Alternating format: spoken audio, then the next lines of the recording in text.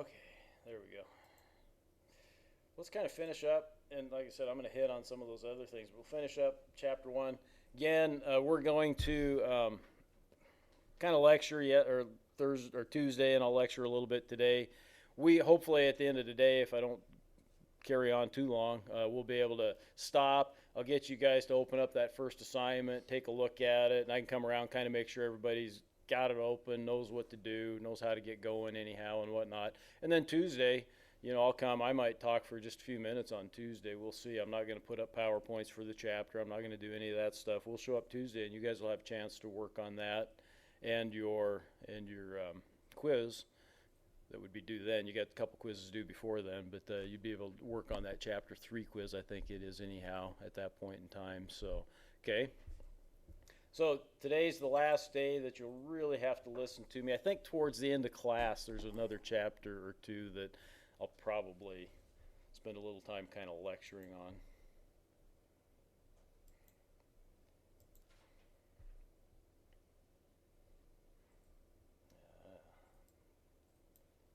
See if I can get this. Oh, come on.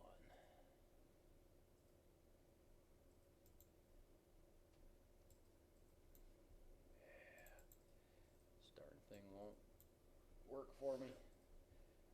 I got it on my screen up here, but I can't minimize it and get it over to the other one. Ah, yeah, you got to be smarter than the thing. Sorry. I'm obviously not, so I'll have to do it the hard way. Again, like I was doing it before. I think this is where I stopped anyhow. We talked about management, shareholder wealth, or stockholder wealth. I think we talked about these already a little bit. Little Frank and Ernest, you got to like those guys.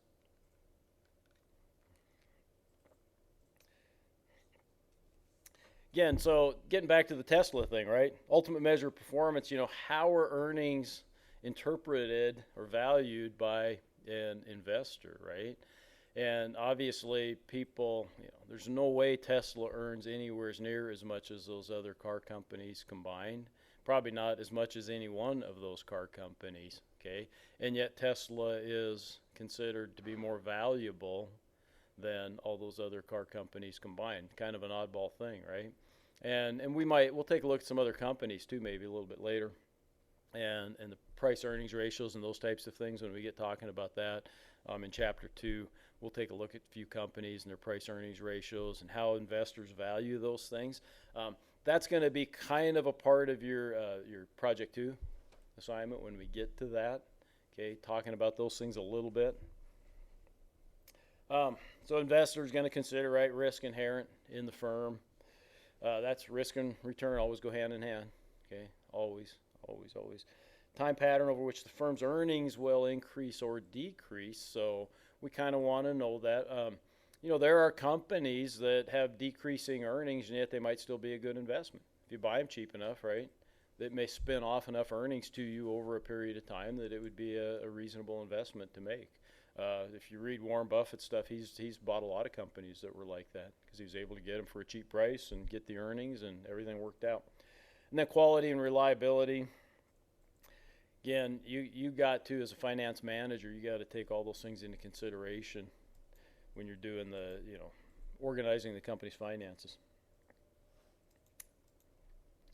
The social responsibility and ethical behavior.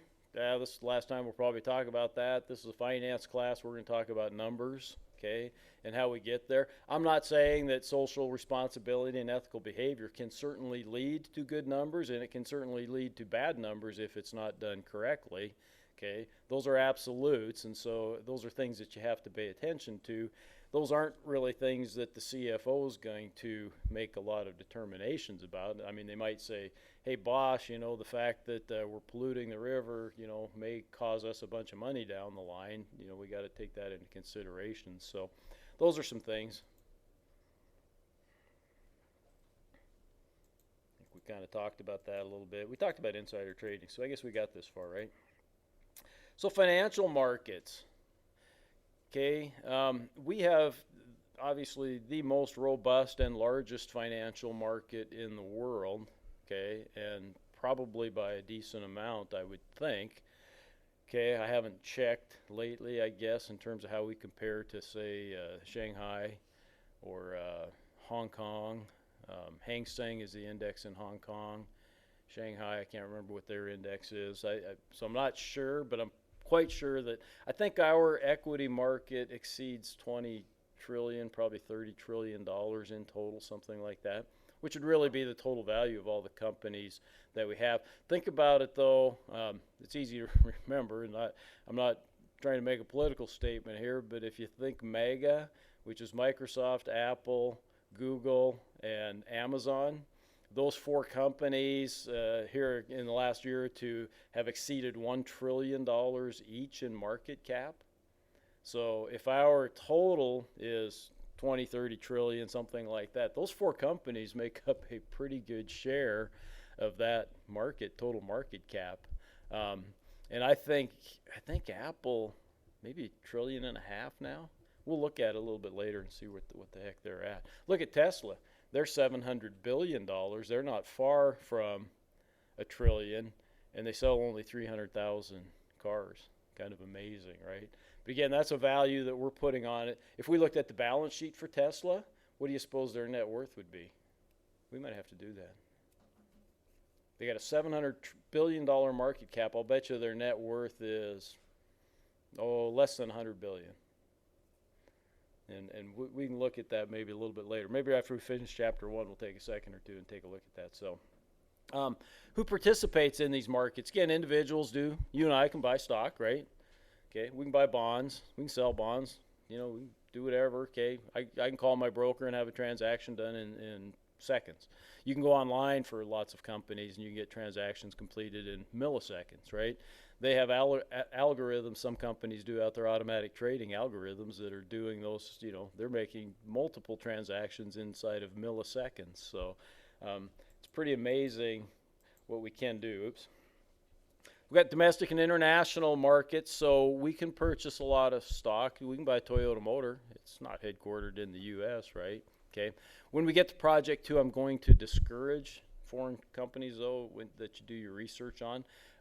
It won't necessarily always give you the same information that you would get if you analyze a domestic company. Okay, it may be a little bit more confusing, and you're going to get a lot of other things in there that are going to be tough to analyze. So I'm going to recommend that you stay away from the Toyotas and those things. Yeah, Marty.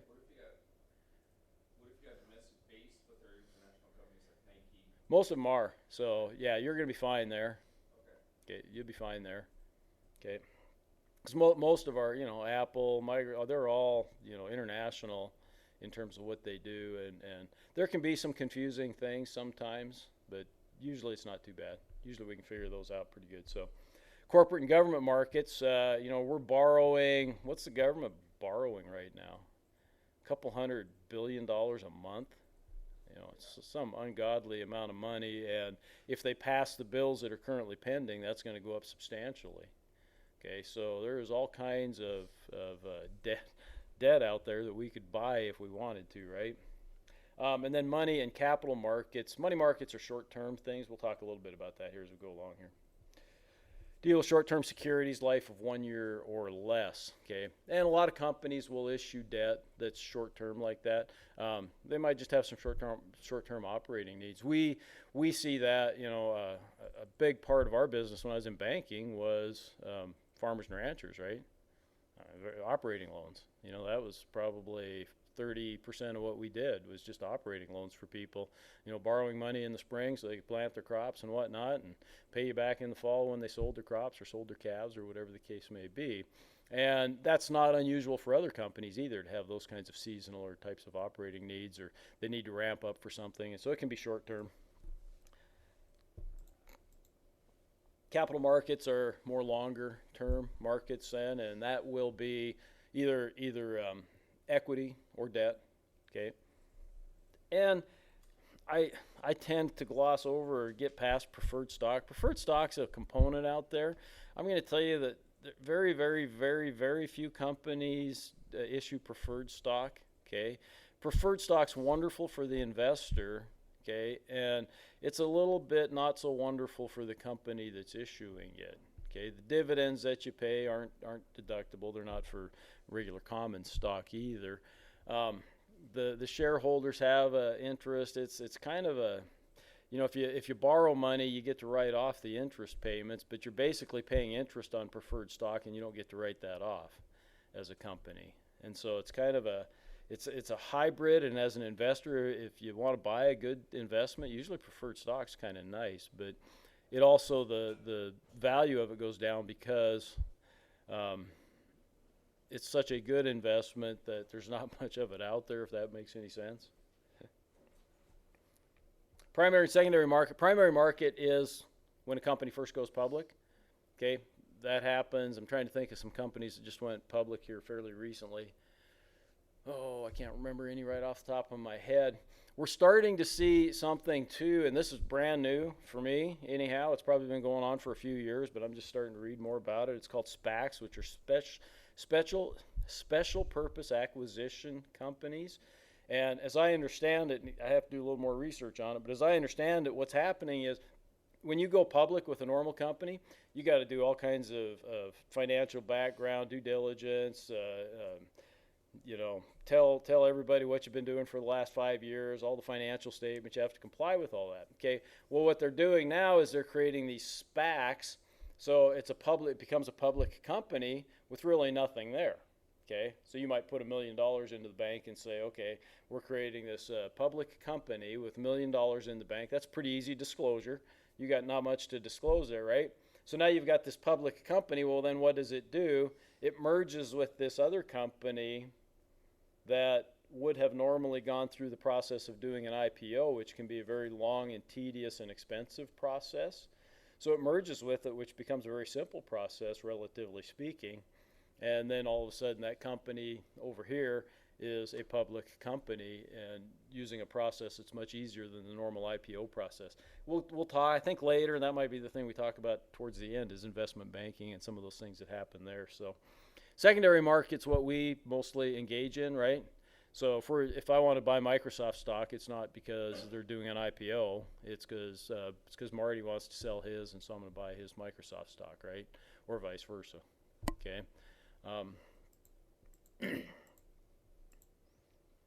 Investors, right? We get to choose risk. Would you say Tesla is risky? I would, definitely. Again, we'll look at its financial statement maybe, and yeah, I'd say it's really risky. So, on the other hand, you get some good old-fashioned stable utility companies are often said to be very stable. They pay big dividends usually. They're oftentimes regulated. Their profits are regulated. Utilities are oftentimes considered a good investment for older people because they're such steady eddies and low risk, right? Okay. Restructuring result in all kinds of different things. My wife had a little bit of Crocs. She had a little stock in Crocs company, the shoes, and she liked wearing them. And actually, here about 4 or 5 years ago, the stock was doing so poorly, her stock was worth a couple $100 maybe. And she kept saying, "Oh, I want to sell it. I just want to sell it." And I said, "It's going to cost us more to pay the broker than what it's worth, so there's no sense selling it. We'll just hang on to it." Well, whoever's running the company, I kind of lost track. I wasn't paying much attention to it, and all of a sudden I looked, and gosh, it's worth a couple $1,000s now or something like that. I went back and I looked, and I said, they've had amazing performance. They restructured, they did something, okay, and I need to go back and read a little bit more about it, and it's now of course she doesn't want to sell it, now that it's actually worth something, and she could make a little bit of money on it. She doesn't want to sell it. So it was a fad stock for a while, and it just exploded up, and then the fad went away, and that happens. But whatever happened, they restructured and they reorganized, and they got it figured out good. Mergers and acquisitions happen a lot.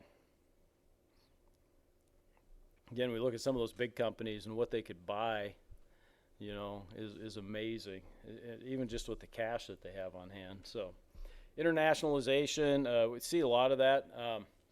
Saying that foreign interest buying U.S. bonds has decreased by about $100 billion over the last year was kind of the headline I heard this morning on one of the news programs. That's not a lot, but when we're issuing that much more debt, like we are, that means who's buying it? Well, it's staying internal. And I think what's happening is actually the Fed is monetizing the debt, and that's why we're seeing inflation come about. What do I mean by they're monetizing it? Basically, the government's issuing debt and the Fed's buying it. Normally, when the Fed buys debt, they're doing it with money that's on deposit at the Fed from the banks. But I think they've gone over and above, and so then it's just monetizing it. Basically, they're just creating money. Okay, I think that's what's going on right now. I haven't looked at the Fed's balance sheet for a while to tell you for sure, but I think that's probably what's going on. And some of that they're pretty good at hiding too, but I don't think they can. Technology, again, you know, they've got algorithms. You can sit there, you could set it up, and you could trade in milliseconds, and that does happen. It's amazing. NASDAQ and New York Stock Exchange, it says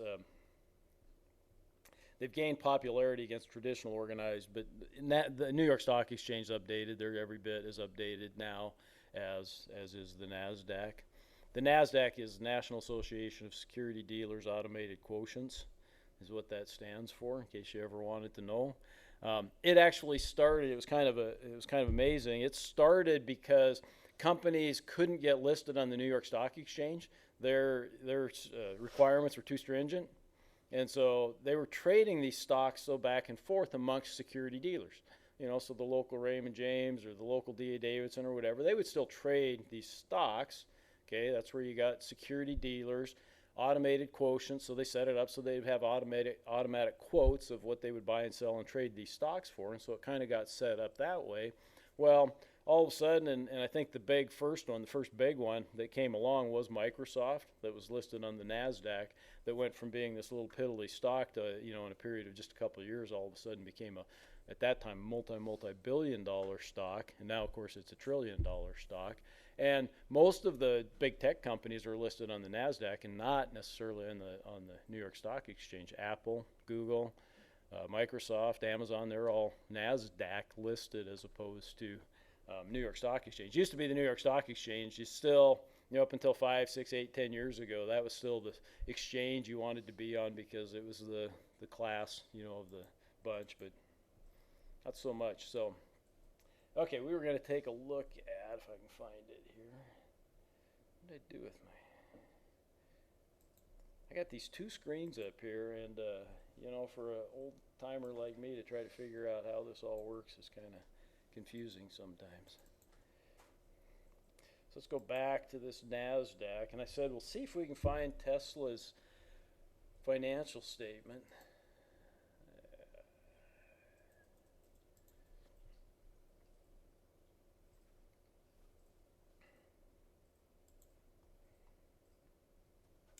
News release financials. This is just going to be very brief, I'm sure. Oh, our data provider's not providing us with, well, you buggers. That is not good.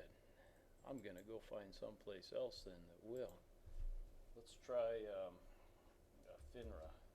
By the way, FINRA is kind of my favorite place to go and look up stock quotes and whatnot. And I'll show you, this is the one I'll probably recommend when you do your second project. For investors, now I got to find the right spot. Gosh, they've changed the site, and so it's kind of a bit of a pain for me here. Market Data Center, I believe.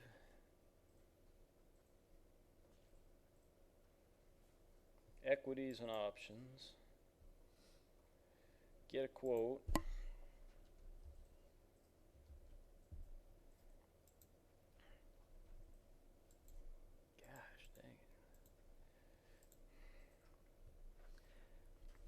This gives you a nice quote, you know, just right here at the front end. But also you can see up here all the stuff that you can get. Quote, options, profile, bond issues, financials, key ratios, just all kinds of cool stuff up there. So again, the market cap a little over $700 billion. But let's take a look, if we can, at the financials. Let's look at the balance sheet, because I said we want to see what its So as of 2020, at the end of 2020 anyhow, it had total assets of 52 billion, total liabilities of 20 or 30 billion, so a net worth or total stockholders equity of 22 billion. So I said I thought it was probably going to be well under 100 billion, and I was right. Okay, how can the market cap say that it's worth 700 billion? Okay, again, that's what investors are willing to pay for it based on what their expectations are of future cash flows, is what you would say. Okay, so it's kind of an interesting. Do I own any Tesla stock? Oh no, no, thank you. Okay, we can see here. I'm just curious what would be like GM's balance sheet.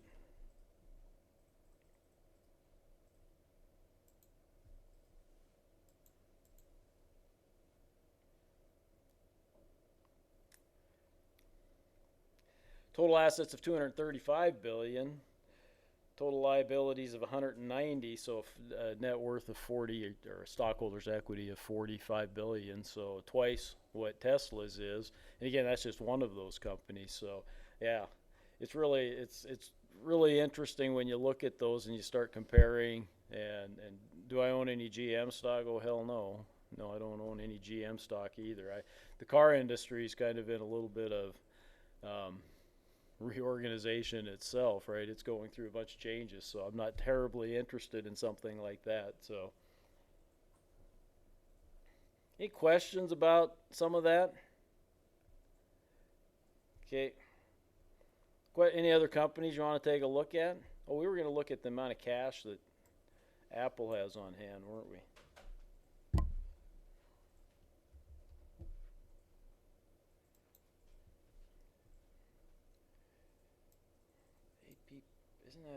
Isn't Apple AP? Isn't it APPL?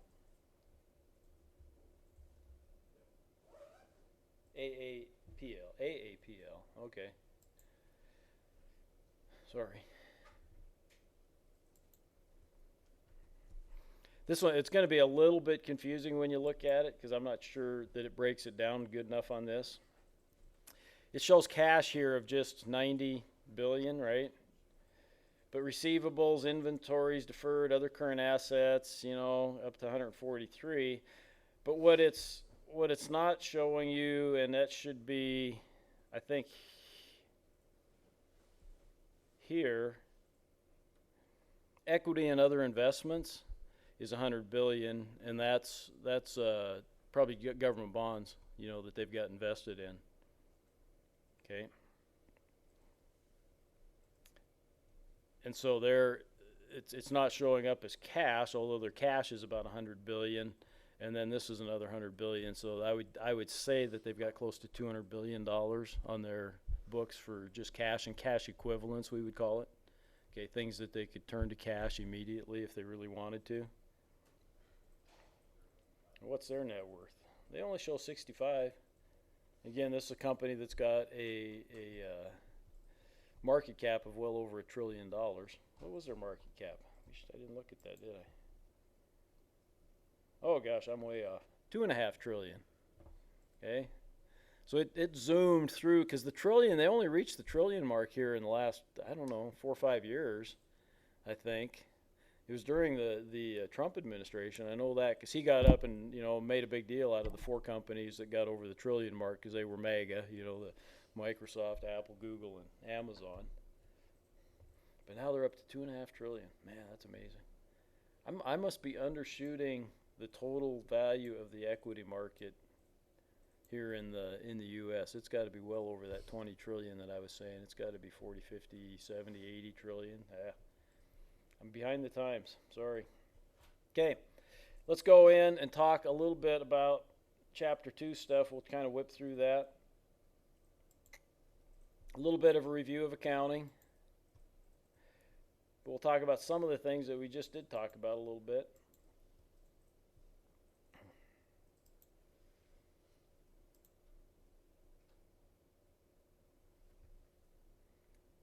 Can you guys read that? says, remember, Art, statistics, credits, and debits are in the eye of the manipulator. So you need a good accountant, right? You need a good financial manager, right? Income statement, okay? What happened to a company over a period of time? That might be over a day, a month, a quarter, or a year. Remember, the SEC requires companies to put together financial statements and submit them each and every quarter. And it requires both the CEO and the CFO to sign off on those financial statements. So that's, when you're worth $2.25 or $2.5 trillion, that's quite a task. You're doing several hundred billions of dollars worth of business every quarter. That's a big task. Statement of retained earnings is really basically all you're looking at with retained earnings. I'm going to oversimplify this, but you got your earnings, your net income that you show, whether you pay out dividends or not, or maybe buy back some stock. You might issue some stock. You might do some other things there too that can affect those retained earnings. But basically, that's all that's doing. We probably won't spend a lot of time talking about the statement of retained earnings. Balance sheet is important. We'll take a look at a lot of balance sheet types of stuff. Statement of cash flows is extremely important as well. You'll hear people talk a lot about cash flows. So the income statement, device to measure the firm profit. Anybody know what Costco's gross margin is? Nobody knows. If you read a little bit about Costco, you'll see that they mark everything up, 13%. Why they picked the lucky number of 13, I have no idea. I read that, and I got in and I looked at their financial statement, their income statement, and I can show you on the FINRA thing some ways to do it. And guess what their gross margin was? 12.9%. So right at the 13% that they mark everything up. So when you go to Costco, everything you buy, and they're very, very consistent about that, they've marked it up 13. They have to pay all their expenses, all their employees, everything out of that 13%. Guess where Costco actually makes its profit? I would have said like the membership dues. Bingo. Yeah, if you look at the 13% that they make and you take out all the normal operating expenses, the payroll, the buildings, the heat, utilities, all that other stuff, that's about break even. But guess what? They get $4, $5, $8, $10 billion a year in membership dues. Okay, and that's their profit. Yeah. It's kind of weird, isn't it? It's kind of a different model. Okay, we're going to break even on everything we sell, basically. But what we'll do is we'll charge a little membership fee, and that's where we're going to make our money. And they have been extremely successful. Okay, Costco has been extremely successful through the years. So that's, it gives you things to look at when you're looking at their income statement versus others. Okay, what do you think? I'm going to go back 15 years. What do you think Microsoft's gross margin was? It's probably like 90%, right? Because what do they put into the products that they sell? Yeah, you're downloading something from the computer. Okay, they got some research and development probably that goes into the cost of the product maybe, but there's actually no physical product that they have to manufacture or anything like that. They used to send it out on discs, but they quit doing that when you can just download it off the computer, right? So, their cost of goods sold is virtually nothing, and their gross margin's extremely high. That doesn't make them way better than Costco necessarily, right? Just two different models because you're dealing with two different types of things. So, but that's what makes, when we look at income statements, we're oftentimes comparing apples to oranges. And you got to remember that. So you got sales minus cost of goods sold equals the gross profit. We just kind of talked about those things. And then gross profit minus expenses gives you your operating income. Again, when you look at Costco, that's just about zero. Except that you add back in the membership fees, of course. EBIT is earnings before interest and taxes. Okay, that's a good number to know. Oftentimes, that tells you what money you have available to pay the interest and taxes, and then if there's anything over and above that. If you can pay your interest and taxes, then you're usually kind of at a break-even point at least, right? Of course, you want to do better than that. But interest before taxes, then, it's another number that we look at a decent amount. What an income statement looks like, and you guys will look at plenty of these as we go through and do some of the problems and whatnot. So,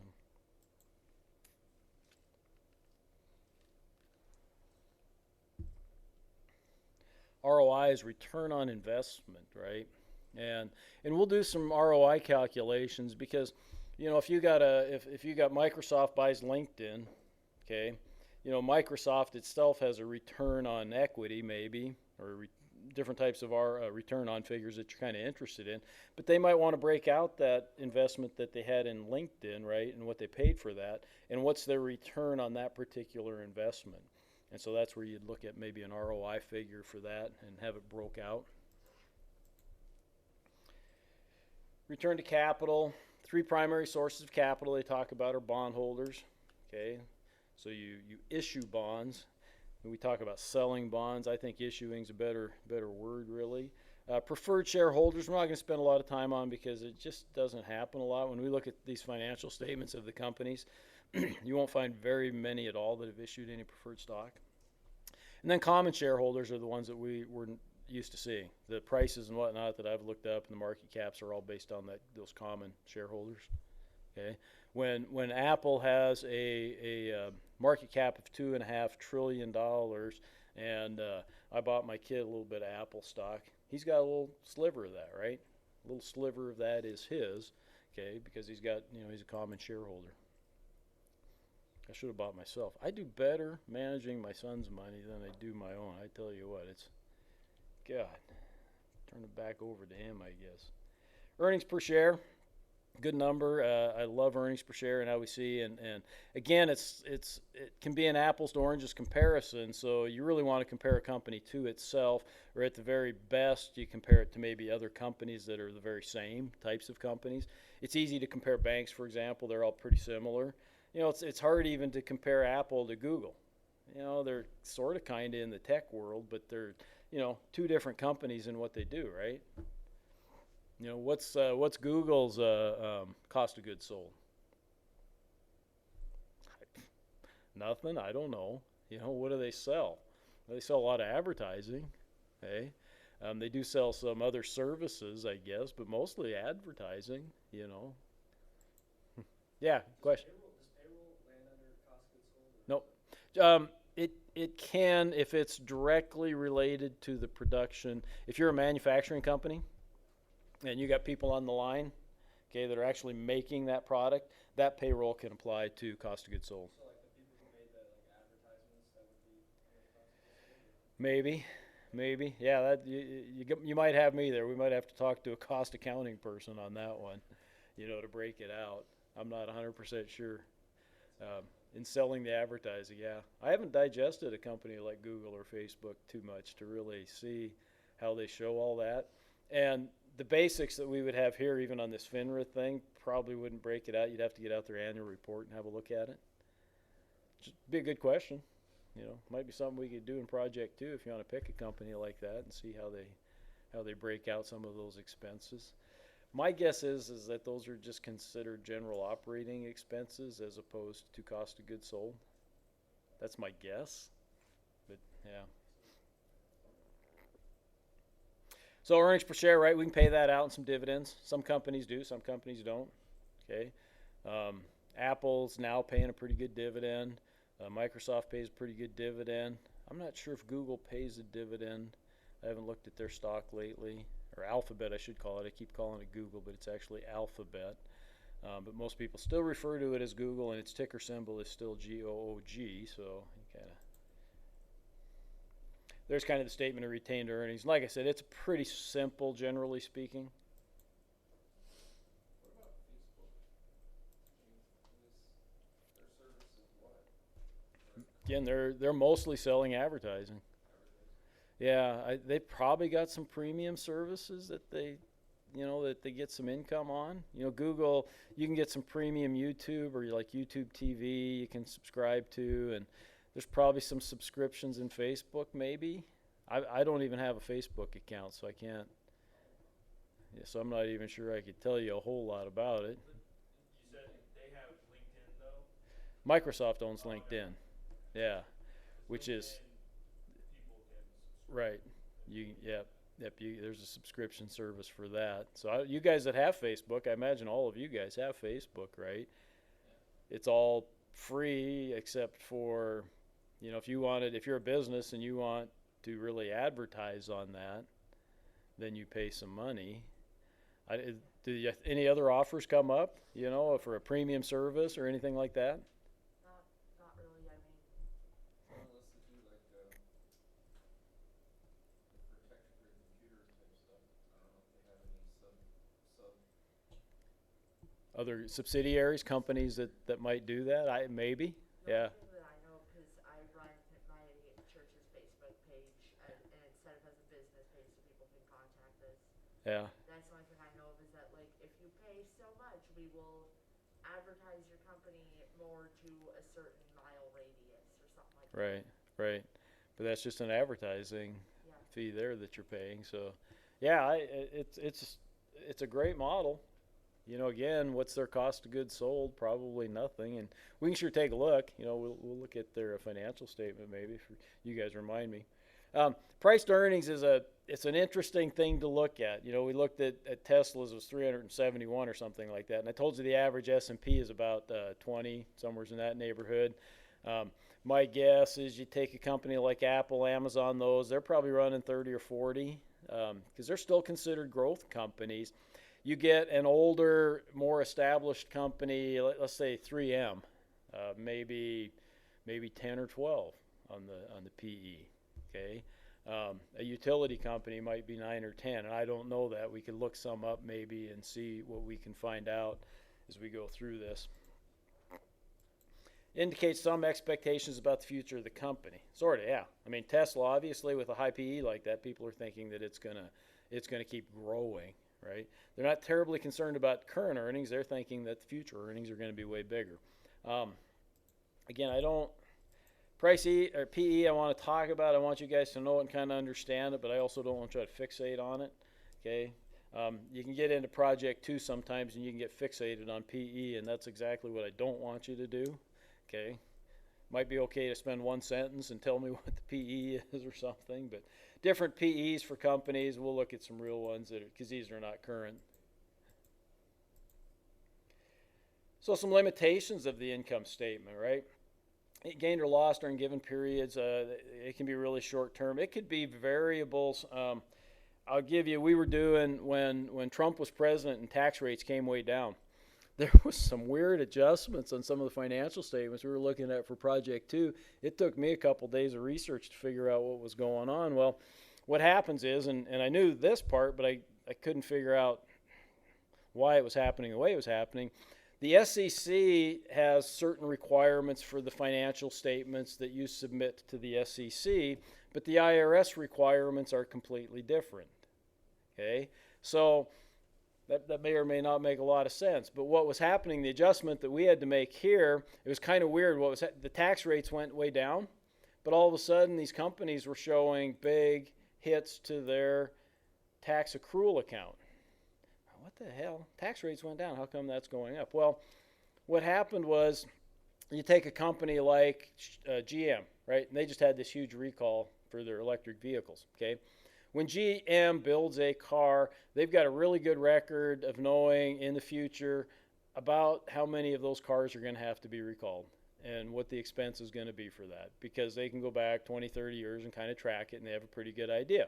So when they build a car and sell it, the SEC requires that they record that future loss, but they record it in the current time frame. Okay? The IRS says you can't record that loss until it actually happens, until you actually have the recall and you have the expense. Okay? So what was happening is they were recording this loss to the SEC, and that's the financial statements, the quarterly ones that you and I would look at. Okay? But then when the tax rate went down, okay, it actually, they were going to get a future benefit on their taxes because the tax rates were 30%, right? So you have this expense that's going to occur sometime in the future, and then you're going to get a tax benefit when that expense actually happens, okay? But now that the tax rate went down to 20%, your future tax benefit actually goes down. And so you had to record it as a future tax loss is basically what it was. And I'm kind of oversimplifying that. It was pretty complicated and pretty weird. Yeah. Not to change it up too much, but Tyson just had a big recall on all their Huge. chickens. Yeah. Billions of dollars worth. Yeah. How's that?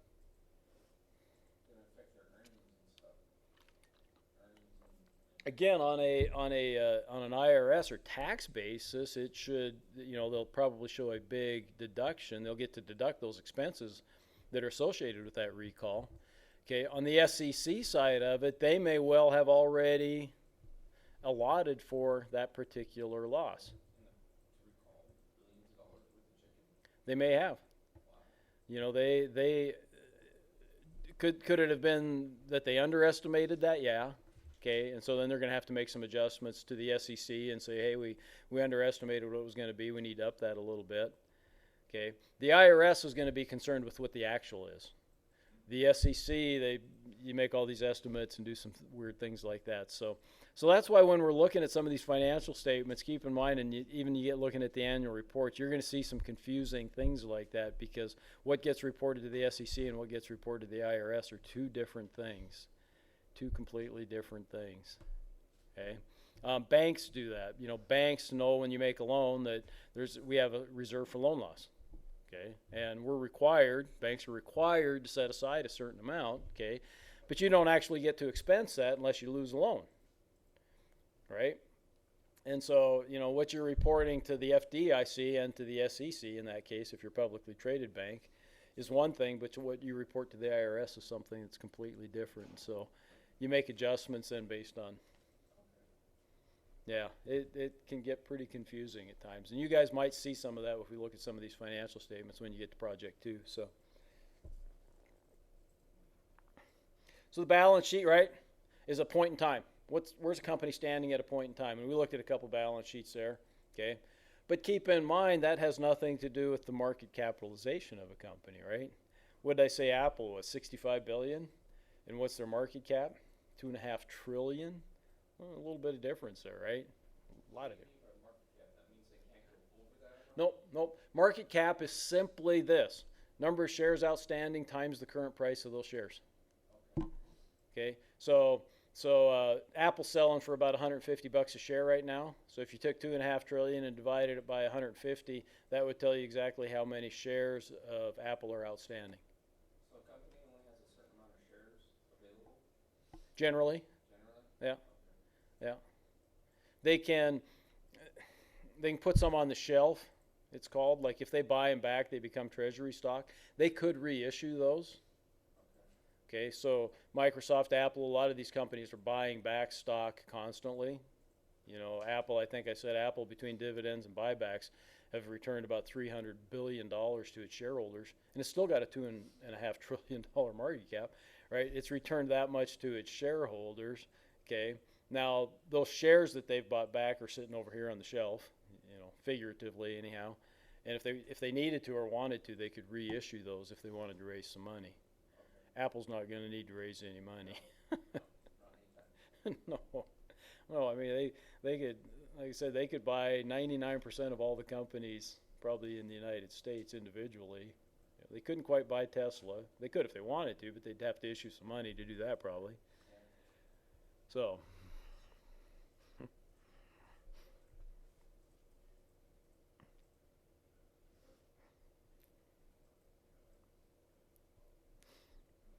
Balance sheet items, right? You got assets, and assets are divided into current and long term.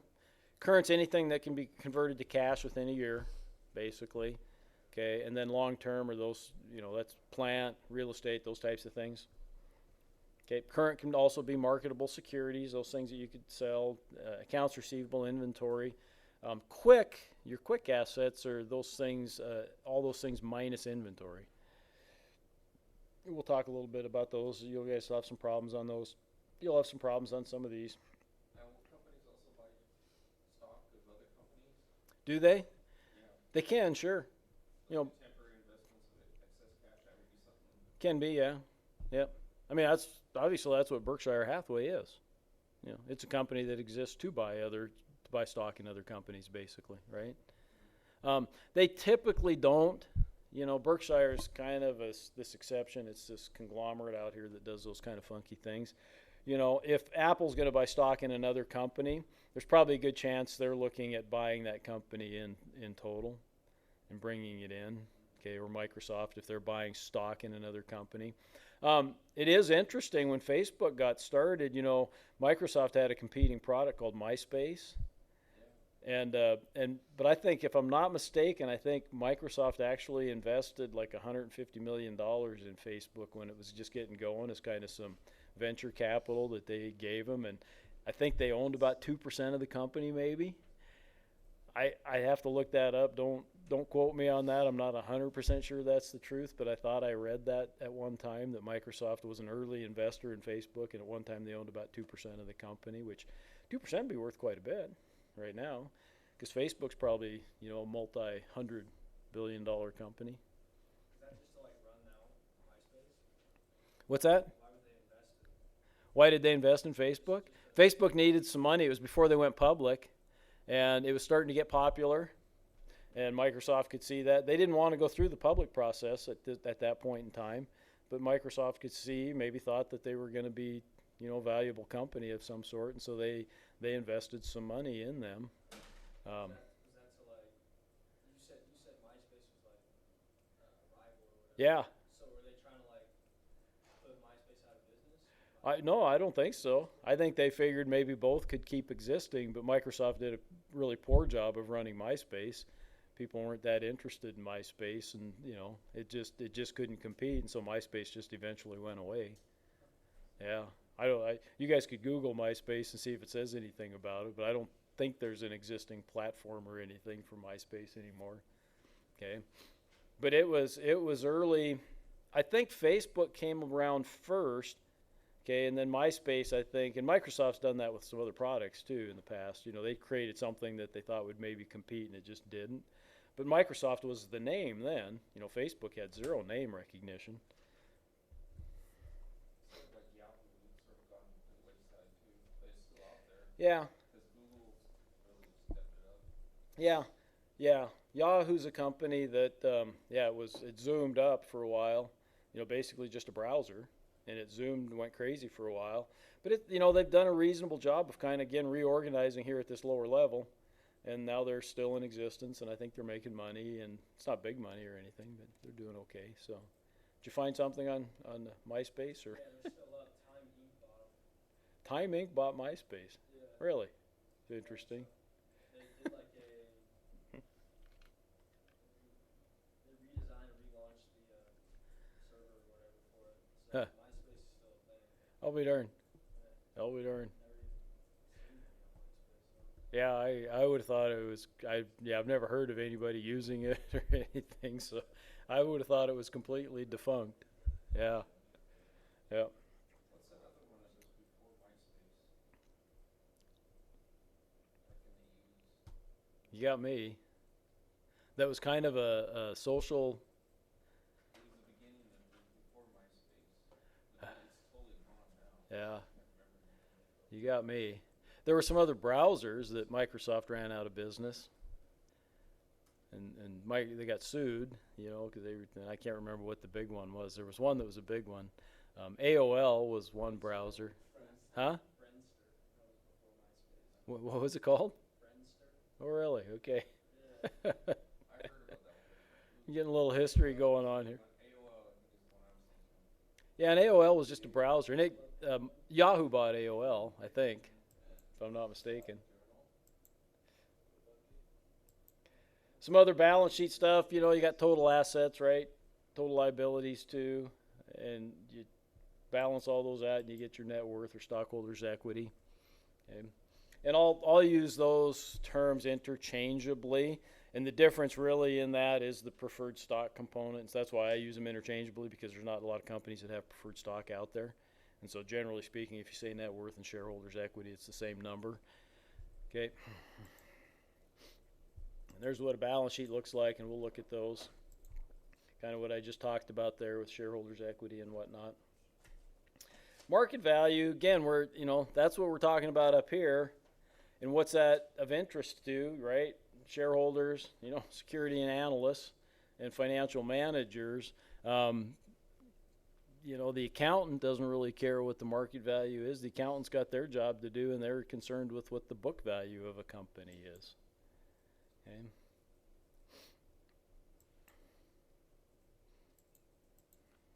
some limitations, and this is what we see, different things, right? Most values are based on historical or original costs, and there's things that depreciate like crazy. You buy plant and equipment, and guess what? It's going to depreciate like crazy. You generally account for that depreciation, and we do it in a fairly accurate way.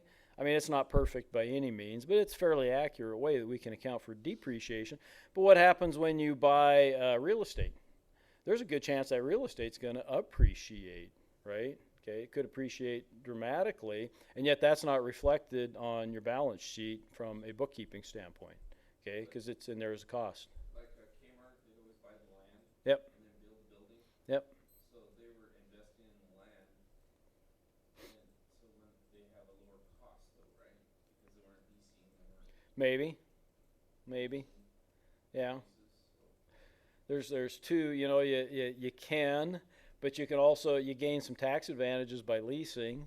And so, you know, again, that's why they pay financial managers a lot of money, because that's their job, is to figure out which of those things work best. Kmart obviously went bankrupt. Yeah. And then came out of bankruptcy and bought Sears. And now Sears, huh?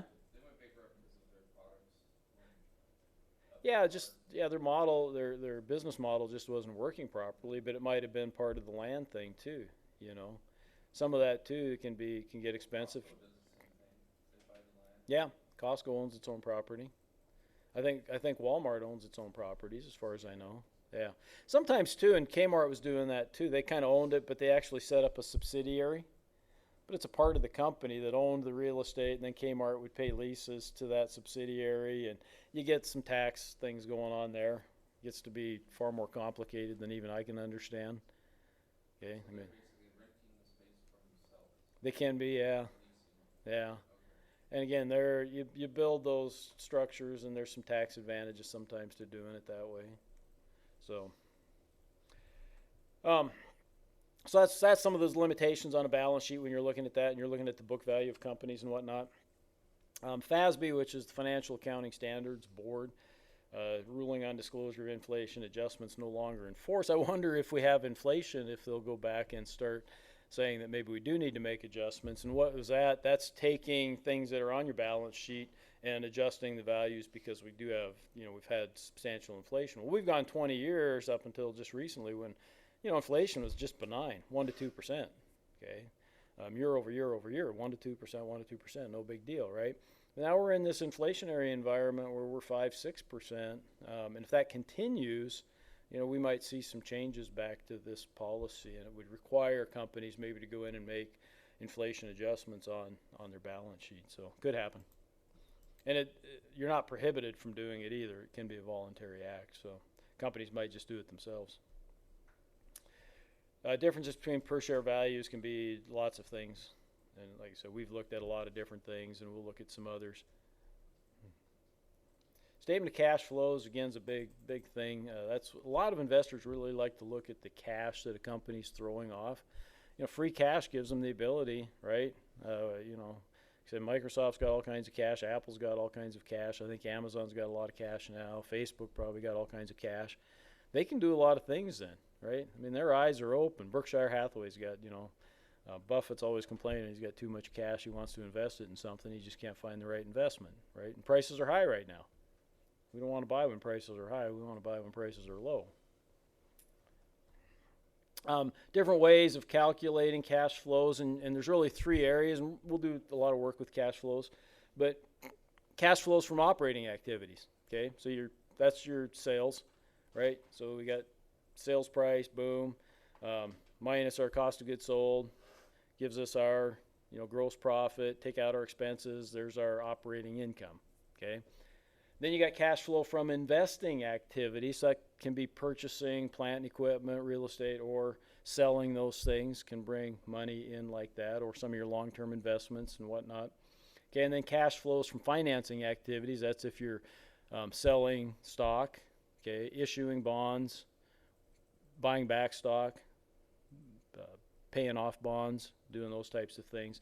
And you add all those 3 together, and they kind of like to keep them separate, right? Okay, if I'm an investor, I'm looking at it, I want the operating cash flow to be solid, right?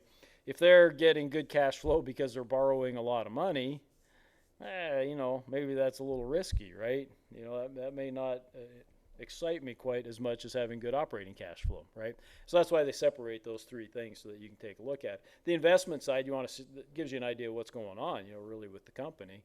You know, if they're selling a bunch of equipment, selling a bunch of real estate, you know, Kmart's unloading a lot of that stuff, right? They have been, and they were doing that because they had to, right? You know, they were in distress, and so some of those things can show up when you look at, you know, these cash flow statements. Direct method is converting everything to cash accounting. Two ways that we can account for things. There's cash accounting, which is kind of like I said, the IRS kind of requires you to do. You take expenses when they actually occur, okay? But then you've got accrual accounting, and that's kind of what the SEC requires, right? Well, we might have these expenses in the future based on our past performance, and so we're going to show those now, okay? I'm kind of oversimplifying this cash versus accrual accounting. And we don't get into that a ton in this, but we'll see that show up a little bit. There's not a lot of the homework that you guys are gonna do that has to do with cash versus accrual. We'll see a little bit of that. You'll see some of that when you do your project too, though. And so to give you an understanding of that, and like I said, you'll see some confusing things sometimes, and those confusing things might often just be the difference between that cash and accrual.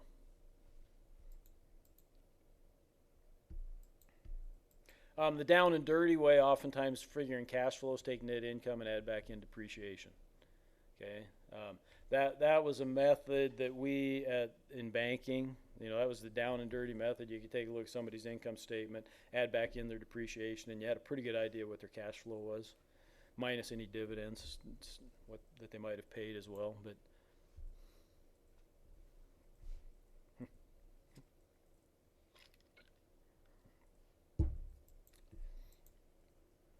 investing, kind of talked about that. Financing activities. Again, we'll do a little work with preferred stock, but boy, not much. I think you got one or two problems later that might have to do with preferred stock. Analysis of the overall statement. Man, I got paid 20 years for analyzing financial statements, right? You can actually make money analyzing financial statements. So it's for me, it's kind of fun. I know you guys probably think, you know, I spend Friday nights sometimes reading annual reports and whatnot, and, you know, what do you guys do for fun on Friday nights? Not that yet. You don't stay home and read annual reports? Goodness gracious. Try not to. It'll help you sleep. Yeah. Depreciation I kind of talked about. You know, we say that's a non-cash expense, but it is, but it's a legitimate expense too, right? You know, if you bought a car today for $40,000, what's that car going to be worth in 5 years? Oh yeah, yeah, you lose a ton of money in 5 years. I'm guessing they hold up a little better than that now. Yeah. Yeah, so they depreciate a lot, right? And that's the same with companies. You know, when they buy equipment, you know, you buy a skid steer because you need it for your business, and you pay 60 grand for it. You know, 10 years later, it's worth, you know, 15 grand or 20 grand, right? Depending on how many hours. I mean, there's a lot of things that go into it, sure, but okay. And so depreciation's a real expense. If you had to replace that, okay, you're gonna spend another $75,000 for the next one, then, right? Free cash flow then is, you know, it's cash flow that we calculate, okay, and then you minus capital expenditures and dividends, those types of things.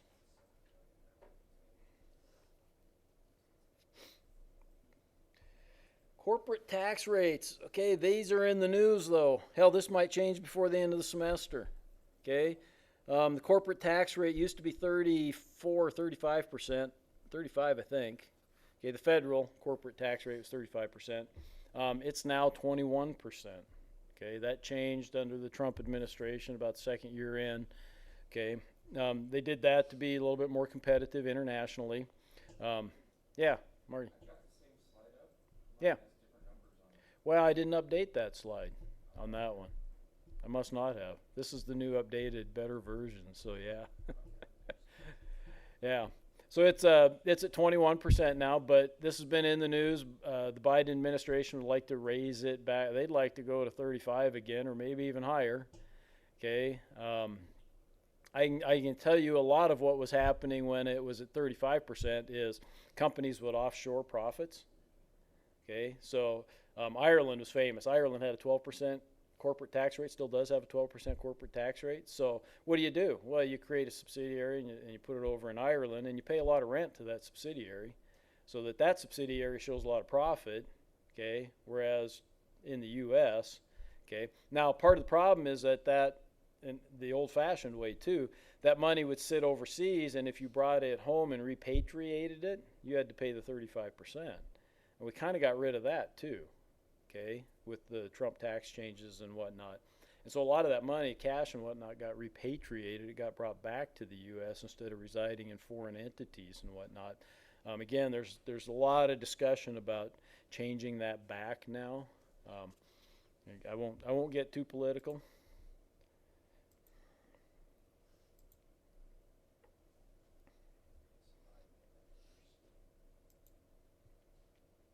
Depreciation, yeah, and we'll do some work. You guys do several problems that have to do with depreciation.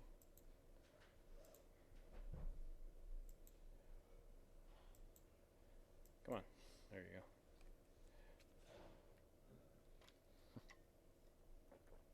go. That is true. Okay, now what were all the things I told you I was going to look up? I don't remember, right? Price earnings ratio for apples, I said probably 20 or 30, 27. I was just guessing. Let's see. Northwest Energy, I think, is NWE.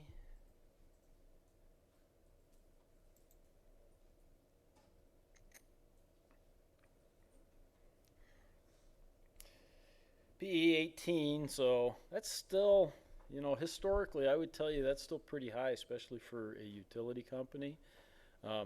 Northwest Energy filed bankruptcy too 10 or 12 years ago. They went through a Chapter 11, it's called, okay, versus a Chapter 7. Chapter 11 is a reorganization. You guys should remember that from law. Chapter 7 is a liquidation, okay. So Northwestern, I'll bet you they pay a decent dividend. What does it tell us what the dividend is here? Annual return, 3-year earnings per share. I haven't looked at this over the summer, so that's why I'm a little bit. Well, earnings per share 359. The yield, yeah, dividend yield 3.9. That's a pretty good dividend right now. Okay, the average for the S&P is somewhere between 1.5 and 2.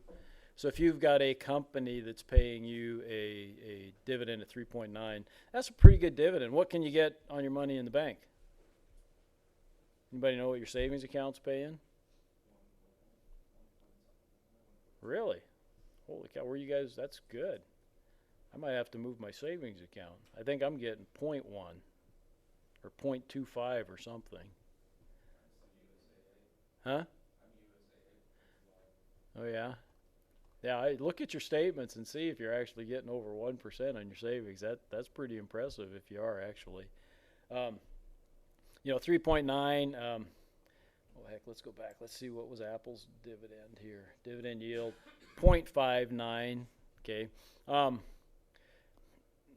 Apple, if you'd have bought it, a few years ago, of course, it's quadrupled in price just in the last few years, and so its dividend 4 years ago was probably running about 2%, but because the stock price has gone up so high, the dividend yield is now showing up to be quite a bit lower. So, yeah, interesting stuff. Okay, we don't have a whole lot of time. Everybody got your Brightspace up? Click on that first assignment, that Excel sheet there.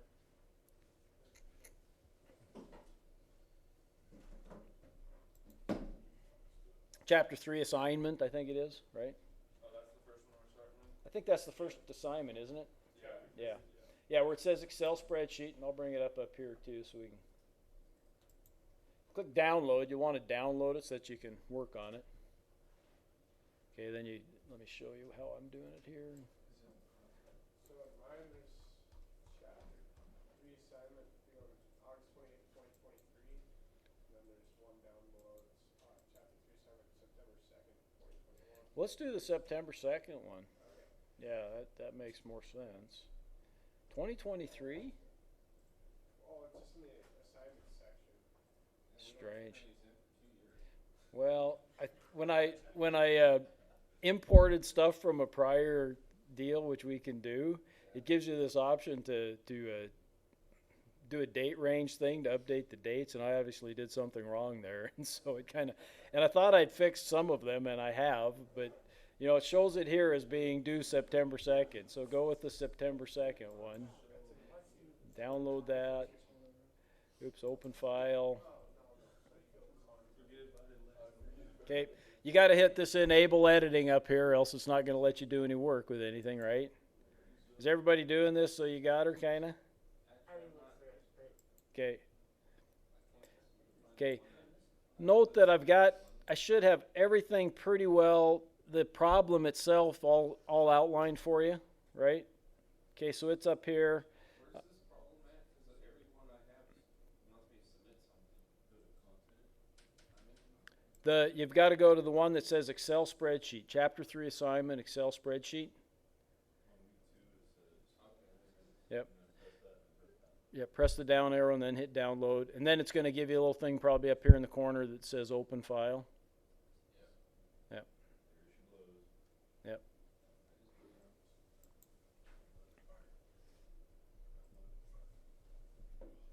Okay. And again, just as a reminder, if you come down here to this and you click where it says videos, okay, so you got problem 3.2, okay, these videos that I did both for 3.1 and 3.2 in this case are going to help you out for that problem 3.2, okay, 3.3 may as well, okay, so, and these are short videos. They're, you know, a few minutes. Some, when we get to some real gnarly problems, I mean, some of them are going to be 7, 8, 9 minutes probably, but these ones that are fairly easy, they're probably going to be 2, 3 minutes, okay? And I guarantee if you open up the video and you kind of watch how I do the problem, and you should be able to figure out pretty well how to do the problem yourself, okay? And a lot of people will, you know, they'll just minimize this, open up the video, open up the spreadsheet over here on the other side, and you can just kind of follow along and input the numbers and do those types of things. And so we'll work on that on Tuesday for these problems. So if you want to work on them and get ahead, great. And, you know, then we can just I can come around and look at them, see how you're doing. Otherwise, we'll work on them some in class when you're here. Like I said, feel free to help each other as long as you're teaching and not just giving answers. Okay? See you guys on. Have a good weekend. See you on Tuesday.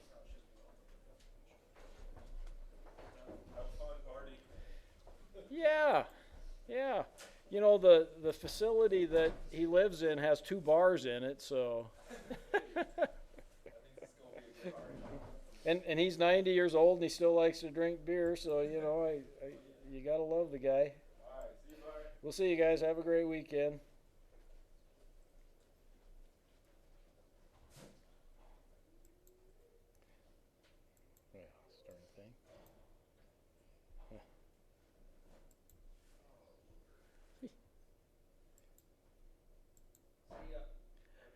See you later.